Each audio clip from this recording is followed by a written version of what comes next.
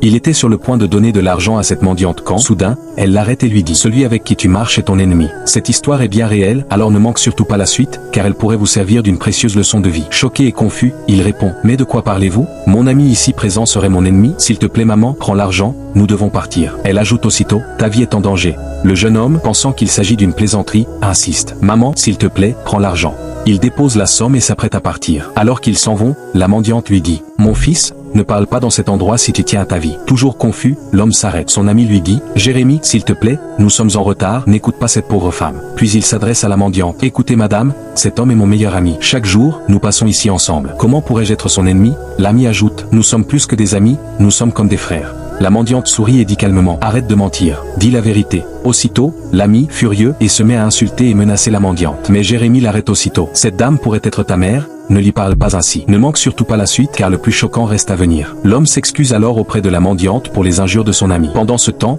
l'autre continue à proférer des insultes. Cette mendiante est une sorcière. Elle veut juste détruire notre amitié. Soudain, il prend l'argent dans le panier de la mendiante et dit « D'ailleurs, cet argent, tu ne l'auras plus. » La mendiante le regarde et répond calmement à Jérémie « Mon fils, je vais prier pour toi. » Jérémie s'agenouille et la mendiante commence à prier intensément. Pendant ce temps, son ami les observe avec un regard étrange et malveillant. La mendiante prononce le nom de Jésus-Christ, et aussitôt, le Saint-Esprit agit. Le corps de l'ami se met à brûler de l'intérieur. Pris de panique, il crie « Laissez-moi parler, je vais avouer. » Il s'écrie « Oui, Jérémie, je suis ton ennemi, je ne t'ai jamais aimé, j'ai toujours été jaloux de toi. Depuis tout ce temps, les filles ne cessent de te courir après et je ne le supportais plus. » Jérémie, bouleversé, n'en croit pas ses oreilles. Son ami poursuit « Depuis longtemps, je cherchais une occasion pour te tuer. » Pris de folie, il s'enfuit aussitôt. Jérémie reste là, choqué et profondément troublé, incapable de croire que son meilleur ami puisse nourrir une telle haine à son égard. Chers abonnés, faites toujours attention à ceux avec qui vous marchez, car très souvent, votre ennemi ne vient pas de loin. Abonnez-vous et dites-nous depuis quel pays vous nous suivez.